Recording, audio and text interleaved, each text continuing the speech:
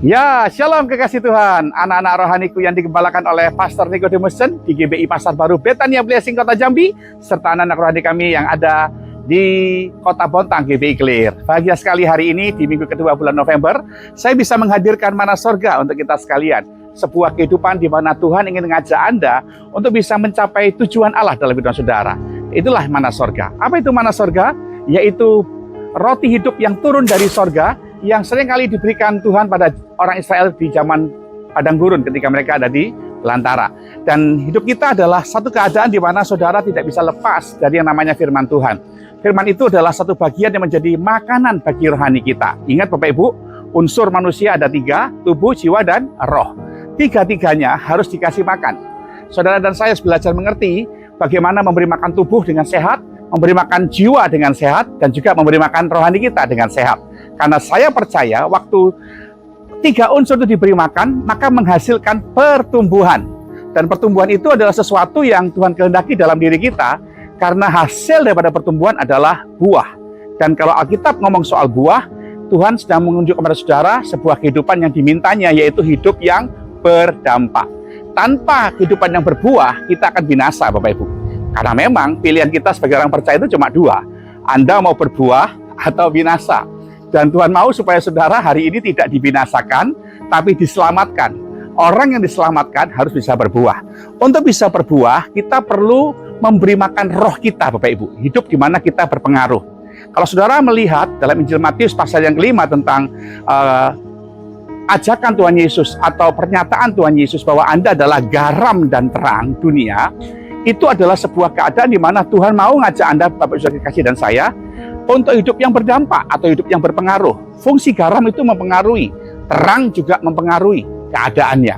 Kalau saudara jadi orang percaya, tidak pernah mau menjadi pribadi yang berdampak, maka saudara akan jadi pribadi yang menjadi beban bagi banyak orang. Ya, saudara akan menjadi batu sandungan. Saudara akan menjadi pribadi yang tidak bisa memuliakan Tuhan dengan kehidupan saudara. Kekasih Tuhan dimanapun Anda berada, saya rindu supaya kita bisa berdampak dimulai dari roh kita terlebih dulu. Roh yang mati harus dihidupkan dengan cara apa? Percaya Yesus sebagai Tuhan dan Juru Selamat. Ketika engkau percaya Yesus sebagai Tuhan dan Juru Selamat, maka rohmu yang mati akan dihidupkan. Dan hanya orang yang rohnya hidup, itu yang bisa berfellowship dengan Allah Bapa di sorga. Tanpa roh yang dihidupkan, Anda nggak bisa berfellowship. Supaya roh kita tetap terjaga hidup setelah kita percaya Yesus, harus selalu intim dengan Tuhan, ya. Karena roh itu selalu pengen ketemu dengan penciptanya, ketemu dengan sumber asalnya, ya. Tidak ada di dalam hewan atau tumbuh-tumbuhan punya roh, yang punya cuma kita manusia. Itu sebabnya Tuhan ngajarin buat kita supaya kita melatih roh kita untuk bertumbuh dan hidup makin hari makin dewasa. Dengan cara apa? Intim dengan Tuhan. Salah satu cara untuk Anda intim dengan Tuhan itu adalah kehidupan yang berdoa. Doa itu kayak nafas. Anda tidak bisa menjadi orang Kristen tanpa kehidupan doa. Dan perlu Bapak Ibu ketahui, doa itu adalah suatu keadaan di mana saudara harus mengerti bahwa kehidupan yang berdoa itu pusatnya harus Kristus, Bapak Ibu. Pusatnya harus menjadi pribadi yang sungguh-sungguh bersentral dengan Kristus. Hatinya bukan diri dan bukan egonya lagi, tapi harus Yesus yang menjadi sentral dalam kehidupan kita. Itu yang Tuhan cari. Adakah anak-anak Tuhan di akhir zaman ini yang mau menjadikan Yesus sebagai sentral dalam hidupnya? Saya rindu didapati dalam diri saudara dan saya. Tidak lagi si ego, tidak lagi si aku yang menjadi sentral, tapi Allah yang menjadi sentral. Apa buktinya kalau Allah menjadi sentral atau Yesus yang menjadi sentral dalam hidup saudara? Nah, ini dia nih. Buktinya adalah kita mau dan rela melakukan kehendak Allah. Karena kehendak Allah itu adalah satu bukti bahwa Dia melihat kita mengasihi Dia. Dengan cara apa Tuhan tahu bahwa Anda mengasihinya? Ketika kita dengan sukacita, dengan rela melakukan seluruh kehendak Allah dalam diri kita. Tanpa kerinduan, tanpa ketaatan untuk melakukan kehendak Allah dalam diri kita, Bapak Ibu, percayalah, Anda tidak akan pernah bisa menjadi pribadi yang menyenangkan Tuhan. Terbukti dalam Kisah Para Rasul pasal 13 ayat 22. Daud dinyatakan Allah, Daud bin Isai, yaitu sebagai pribadi yang berkenan di hatimu. Di hatinya Tuhan maksudnya. Tidak tahu kenapa? Karena dia melakukan segala kehendak Allah. Nah ini dia nih, bukan satu kehendak Allah yang enak-enak yang dia lakukan, termasuk kehendak Allah yang tidak enak pun dia harus lakukan. Dan itulah bagian di mana seluruh kedagingannya, seluruh watak buruknya, sifat duniawinya itu dikalahkan dengan kehendak Allah. Hanya orang percaya yang mau melakukan kehendak Allah dalam hidupnya lah ya yang akan mencapai level berkenan di hadapan Tuhan. Di Alkitab cuma ada 2 yang berkenan, dari mulut Allah sendiri menyatakannya, yaitu pertama Tuhan Yesus, yang kedua cuma Daud, Bapak Ibu. Dan di akhir zaman ini biarlah jemaat Bontang Jambi dan saya ya mendapatkan status berkenan di hadapan Tuhan. Dengan cara apa? Membangun kehidupan doa, memberi makan roh, saudara. Ada orang Kristen tidak pernah doa tapi pengen masuk surga. Kok bisa? Anda punya kenalan orang dalam apa? Iyalah, Tuhan mau supaya saudara menjadi pribadi yang betul-betul membangun kehidupan doa.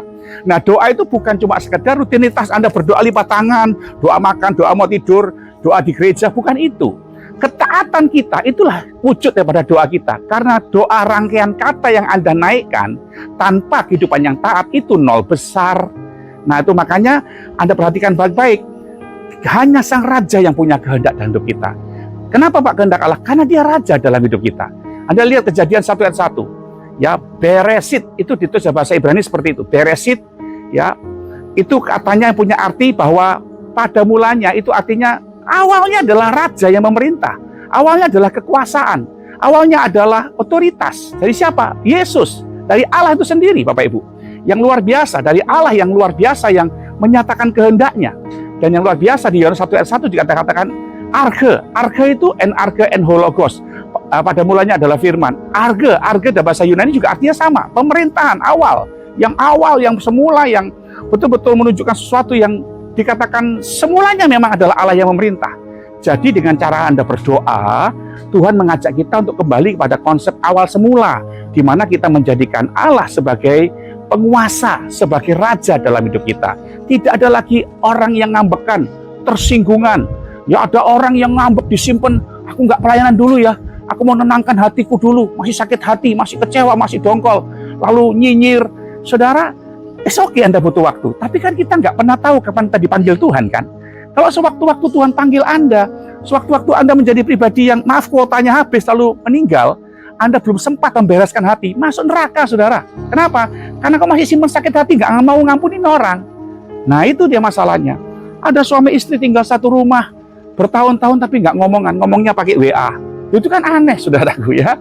Itu makanya saya ngajak pada hari ini mari kita belajar.